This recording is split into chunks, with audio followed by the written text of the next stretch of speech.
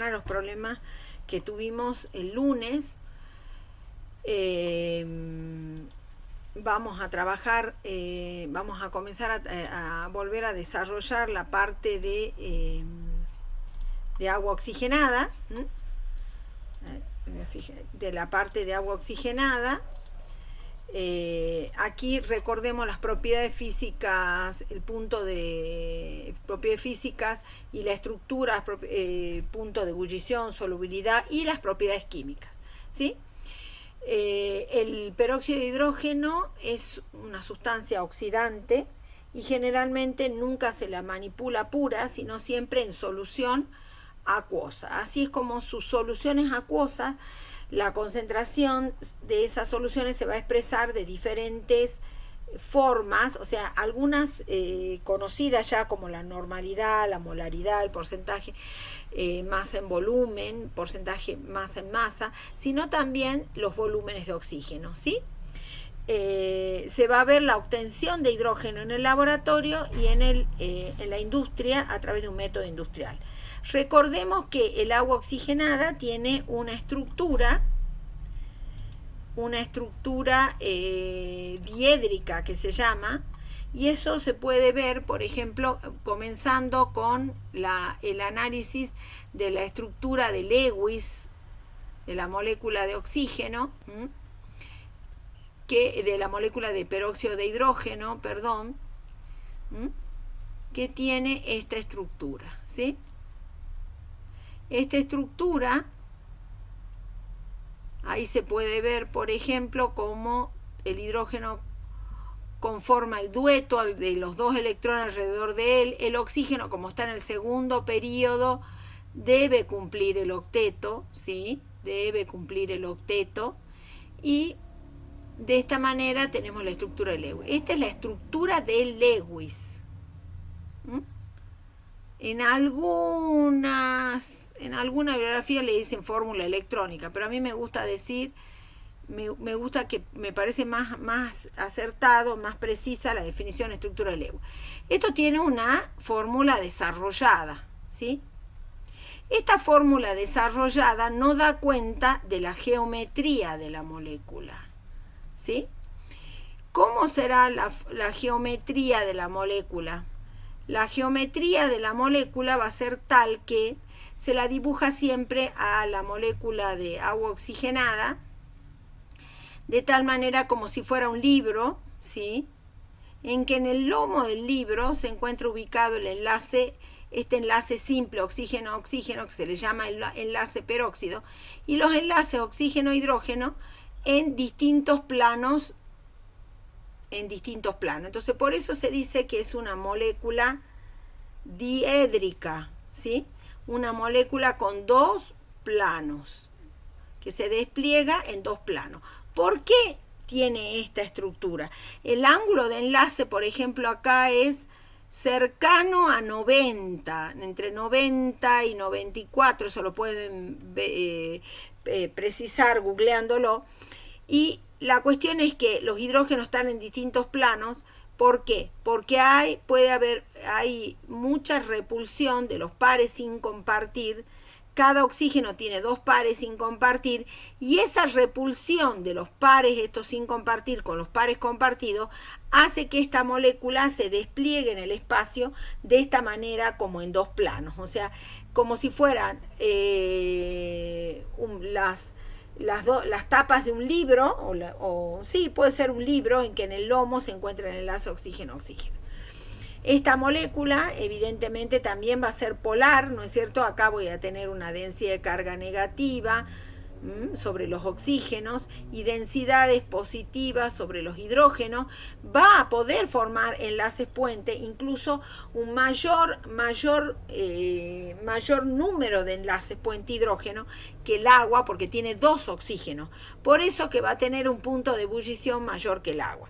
El tema siempre es que la molécula de agua oxigenada es muy inestable y tiende a la descomposición. Tiende a plantear esta reacción de dismutación. Siempre tiende a la descomposición, y cuanto más se la calienta, más rápido va a ser esa descomposición, ¿sí? no es estable, no es termodinámicamente estable, tiende a la descomposición. Ahora vamos a volver a nuestra presentación para recordar otras cuestiones. ¿Qué vamos a recordar? Por ejemplo, que las propiedades químicas, ¿cuáles son las propiedades físicas? Ya hablamos, ¿no es cierto? El punto de ebullición, muy soluble en agua, porque forma enlaces puente igual que en agua, y las propiedades oxidorreductoras que son relevantes son las propiedades, justamente eso, la tendencia a reducirse y a oxidarse. En general actúa como oxidante, pero también puede actuar como reductor de acuerdo a con quién reaccione. En base a eso, entonces, nosotros vamos a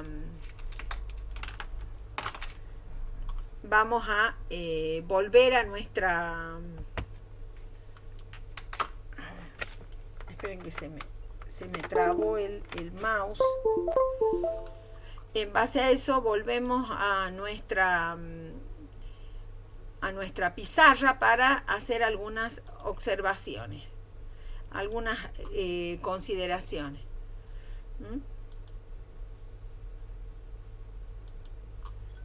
A ver, no me cambió acá. Bamboo paper. Entonces vamos a cerrar la otra para que me deje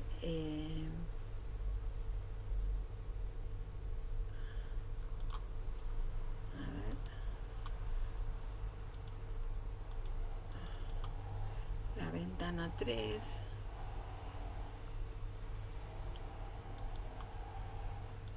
Ahí está. Bueno, ahora sí tengo ubicada el video en la plataforma. Entonces quiere decir, sus propiedades oxidorreductoras van a ser más relevantes. En general va a tener comportamiento oxidante, y así lo voy a ubicar en el droguero. Siempre voy a trabajar con soluciones acuosas justamente por su carácter oxidante. Es más fácil manipularlo como solución acuosa. Entonces, puedes actuar como oxidante o reductor en medio ácido.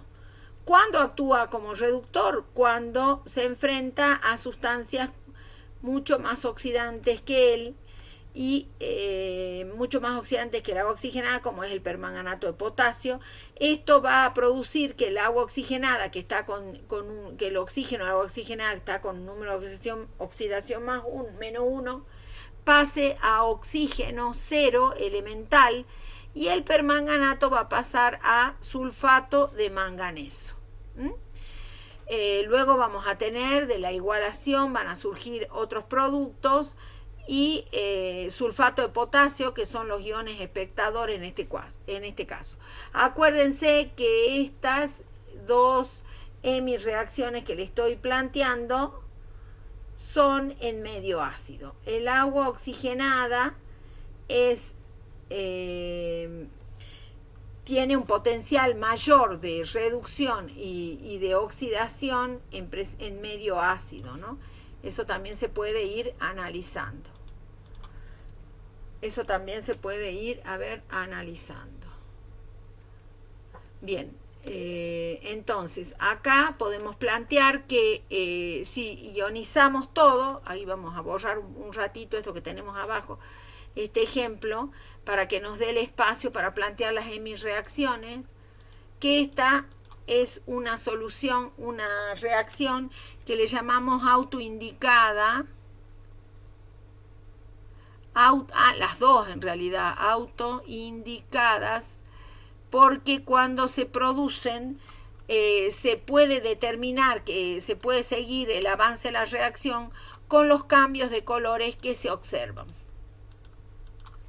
¿Dónde está acá? Autoindicadas. Son reacciones autoindicadas. Vamos a escribir bien esto para que nos quede claro.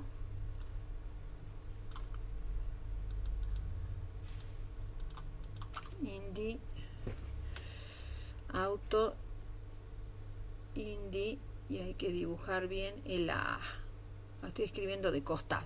Entonces, acá vamos a tener el agua oxigenada, la forma iónica de la reacción. Yo no la voy a resolver, simplemente voy a dejar planteadas las reacciones. Eso lo resuelven ustedes. ¿Mm?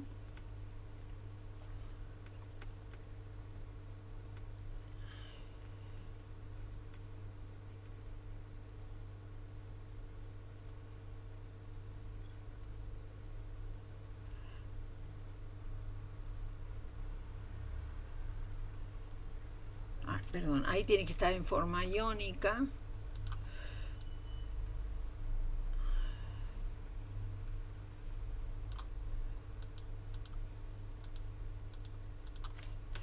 Entonces, iones potasio más.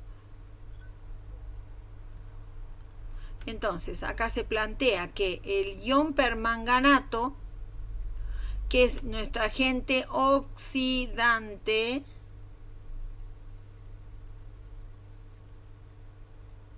se reduce a manganeso 2+. Esto es la reducción. Y el agua oxigenada se va a oxidar a oxígeno. Todo ocurre en medio ácido. Por lo tanto, entonces tenemos acá 2 protones, 2 electrones. Aquí va a haber para la igualación 4 moléculas de agua. Acá 8 protones y 5 electrones. Entonces acá tenemos que el permanganato actúa como oxidante y el agua oxigenada como reductor. Es de los casos en que el agua oxigenada actúa como reductor. Pero en general vamos a ver que el agua oxigenada actúa como oxidante, y lo vemos cuando reacciona con hidróxido de potasio en medio también ácido. En este caso, como actúa como oxidante, se va a reducir a agua, el yoduro se va a reducir a yodo y se va a formar obviamente sulfato de potasio. ¿Sí? Entonces ahora el agua oxigenada es un oxidante,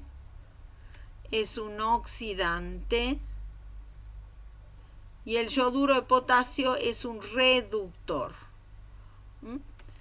También es una reacción autoindicada, ¿no? Son reacciones, las dos son reacciones. Vamos a hacer bien esa llave.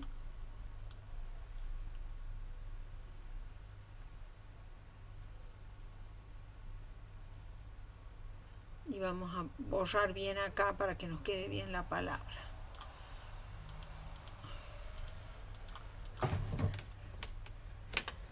Entonces, acá se va a formar el sulfato, acá también, ¿sí? Son reacciones autoindicadas, porque podemos seguir su evolución con los cambios de color que vamos observando.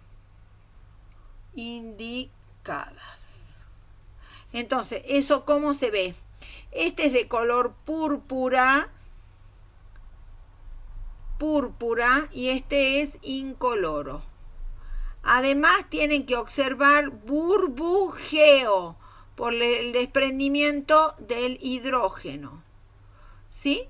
En el caso del yoduro de potasio, si lo coloco en forma iónica, voy a tener potasio más yoduro más 2 protones más sulfato más, ahí ya tengo la flecha de la reacción. De paso, esto también lo voy a agrandar. Ya tengo la flecha del avance de la reacción. Acá tengo que colocar una flecha. Aquí entonces voy a tener agua, que como el agua oxigenada o el peróxido de hidrógeno se disocia, el yodo tampoco. El sulfato de potasio sí, porque es una sal. ¿Sí? Entonces, aquí el yoduro va a pasar a yodo. ¿Sí? y esta es una hemireacción de oxidación. Y el agua oxigenada va a pasar, o peróxido de hidrógeno, a agua. ¿Sí? Entonces, aquí yo voy a necesitar 2 moléculas de agua, 2 protones en el lado opuesto a la reacción y 2 electrones. Esta va a ser la reducción. Y ahí podemos cerrar la llave. Bueno, estas reacciones son autoindicadas. ¿Por qué? Porque el yoduro de potasio es incoloro, al revés. Es incoloro y el yodo es pardo rojizo. O sea, se disuelve un poco, y eso poco que se disuelve, ¿por qué se disuelve poco? Porque es una molécula apolar. Pero lo poquito que se disuelve, acuérdense que igual se puede disolver un poquito porque alguna interacción tiene con el agua, por ejemplo, aunque sea fuerzas de dispersión del hondo que están presentes en todas las moléculas, incluso hasta en la molécula de agua, esa posibilidad de la interacción de fuerzas del hondo. Bueno, entonces ahí explicamos, estas son propiedades químicas,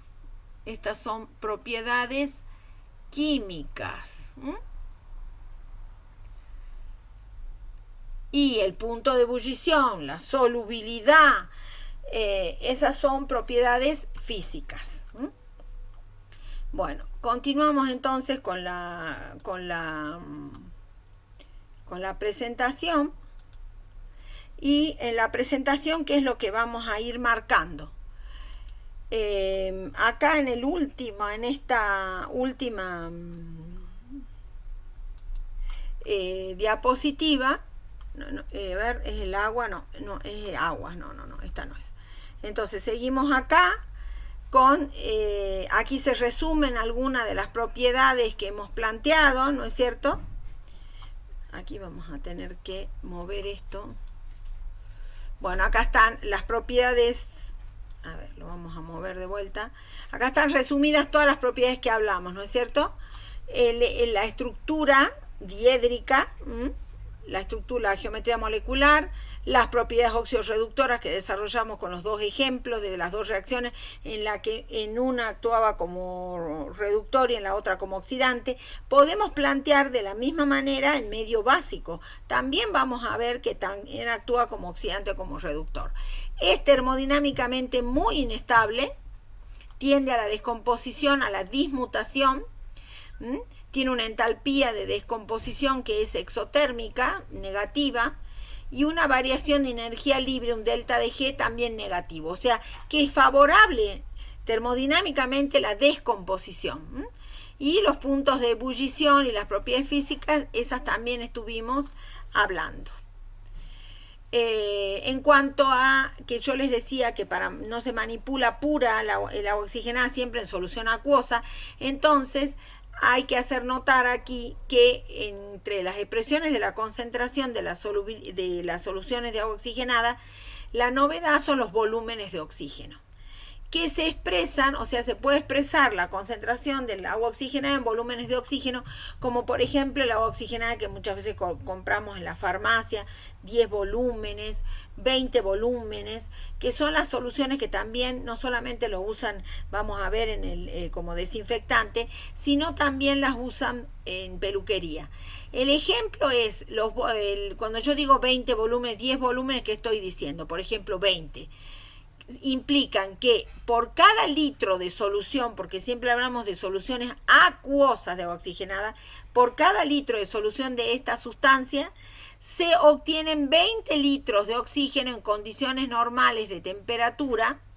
En condiciones normales, esto lo voy a poner acá, en condiciones normales de presión y temperatura, se obtienen entonces de esa manera, de ahí surge la expresión de 20 volúmenes.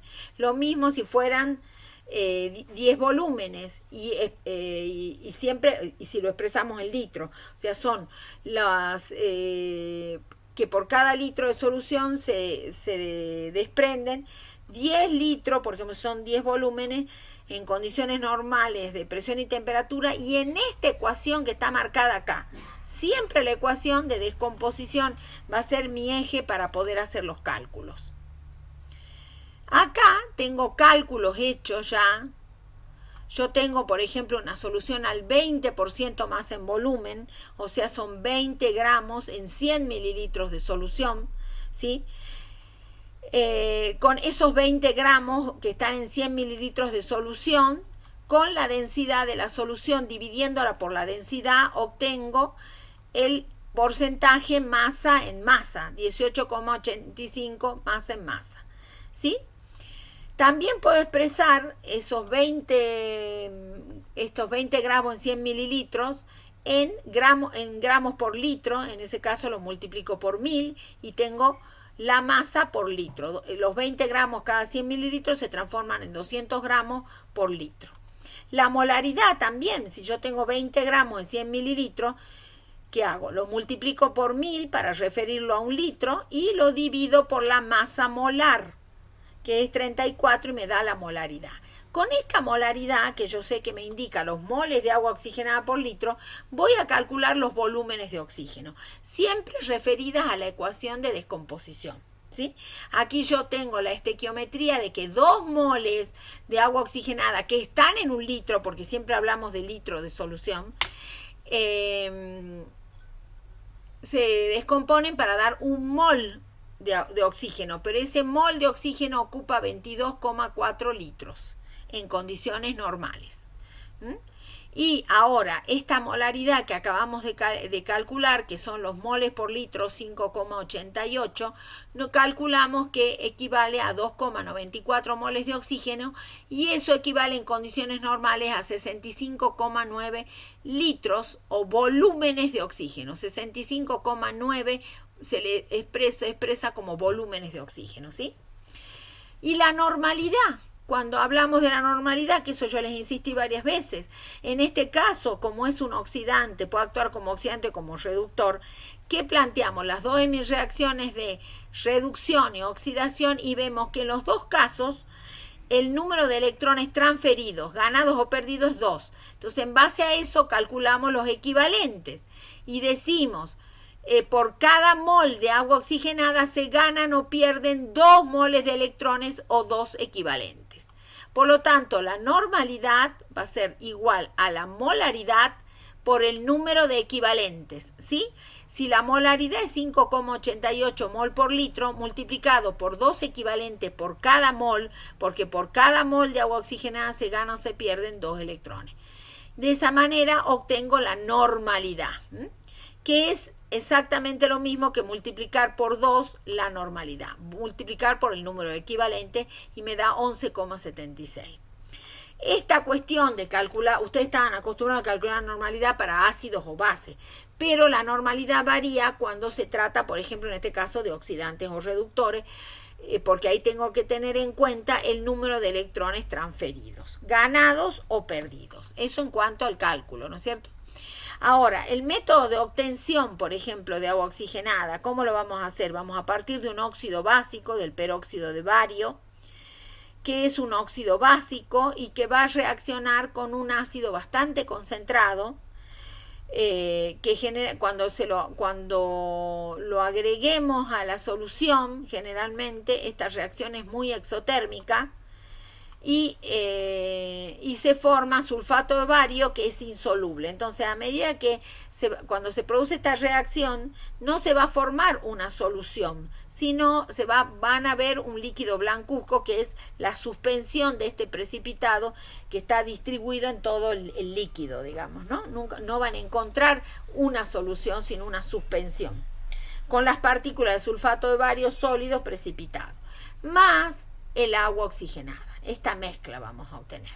Y como es una reacción exotérmica, y ustedes saben que el agua oxigenada se descompone con el calor, vamos a tener que colocarla esto en un recipiente, en un Erlenmeyer, que ya saben que es un Erlenmeyer, ustedes ya saben, se la coloca en un baño de hielo, en un cristalizador con hielo, ¿sí?